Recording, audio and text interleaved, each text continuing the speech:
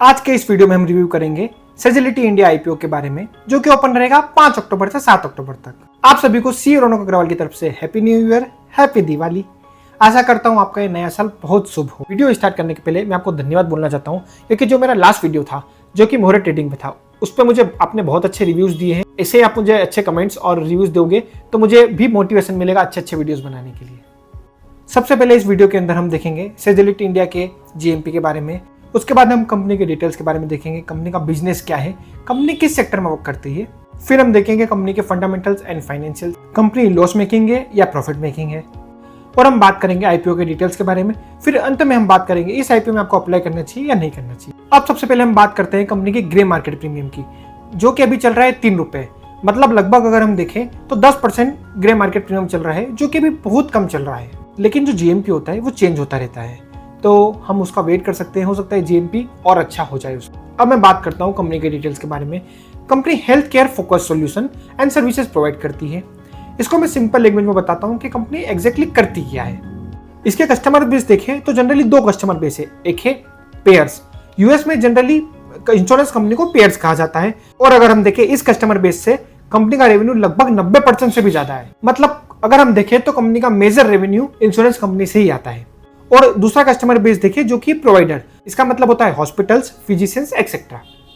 सेजिलिटी India insurance company के सारे operations को मैनेज करती है, जैसे कि क्लेम सेटलमेंट करना एक्सेट्रा। और अगर हम प्रोवाइडर से देखें तो प्रोवाइडर से लगभग 10% का रेवेन्यू आता है, जो कि बहुत कम है फर्स्ट वाले कस्टमर बेस से। और इस कंपनी का कंप्लीट बिजनेस यूएस से ही है। इंडिया में इस कंपनी का कोई भी बिजनेस नहीं है। अब मैं बात करता हूं कंपनी के फंडामेंटल्स एंड फाइनेंशियल्स के बारे में। अगर हम देखें पिछले 3 साल में कंपनी का असेट्स और रेवेन्यू बहुत अच्छा ग्रो हुआ है।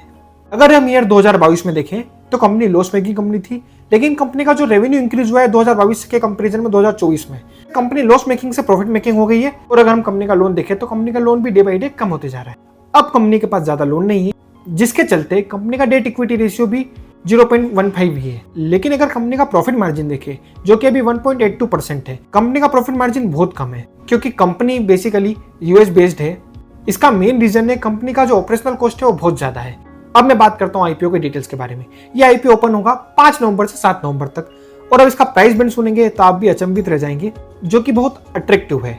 इसका प्राइस बैंड रखा गया है 28 रुपए से 30 रुपए तक। मतलब आपको एक लॉट में लगभग 500 शेयर्स मिलेंगे आपको। लेकिन एक बहुत बड़ा नेगेटिव पॉइंट है, इसका जो इशू साइज है वो है लगभग 2100 करोड़ का। और ये पूरा का पूरा ऑफर फॉर सेल, मतलब ये पूरा का पूरा पैसा प्रमोटर अपने जेब में रखेंगे। इसका मतलब इस आईपीओ से जो भी पैसा आएगा वो कंपनी के बिजनेस में नहीं लगेगा, वो डायरेक्टली प्रमोटर अपनी शेयर होल्डिंग शेयर करके अपने जेब में रखेंगे। अब मैं बात करता हूँ इस आईपीओ में अप्लाई करना चाहिए या नहीं करना चाहिए। तो अगर हम देखें लॉन्ग टर्म पर्पज से, तो लॉन्ग टर्म पर्पज से अगर हम देखते हैं तो इस कंपनी का जो सेक्टर है वो बहुत ही अलग है और उसका पूरा का पूरा बिजनेस यूएस का है। तो मुझे नहीं लगता कि लॉन्ग टर्म पर्पज से कंपनी ग्रो करेगी। बहुत अच्छे आईपीओ आ रहे हैं और बहुत अच्छी कंपनी है जिसमें हम अप्लाई कर सकते हैं।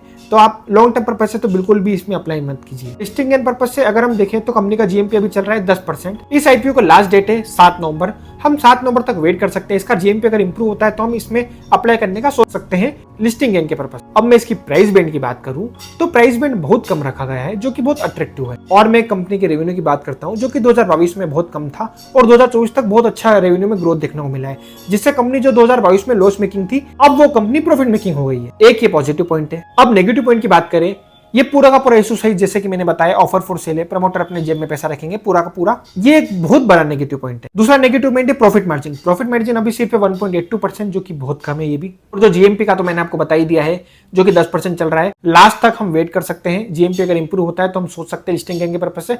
हाँ, हालांकि मेरे हिसाब से ये आईपीओ में अप्लाई करना बहुत डेंजरस लग रहा है। आप अगर रिस्की इन्वेस्टर हो, आपको लगता है कि हम थोड़ा रिस्क ले सकते हो, तो आप इस आईपीओ में अप्लाई कर सकते हो। लेकिन मेरे हिसाब से तो इस आईपीओ में अप्लाई नहीं करना चाहिए। और अब आप बताइए आपकी क्या राय है इस आईपीओ के बारे में। आप मुझे कमेंट बॉक्स में कमेंट करके बता सकते हैं। और आपको ऐसी ही फाइनेंशियल इन्फॉर्मेशन चाहिए तो आप हमारे चैनल को सब्सक्राइब कर सकते हैं और नोटिफिकेशन बिल को ऑन कर सकते हैं। धन्यवाद।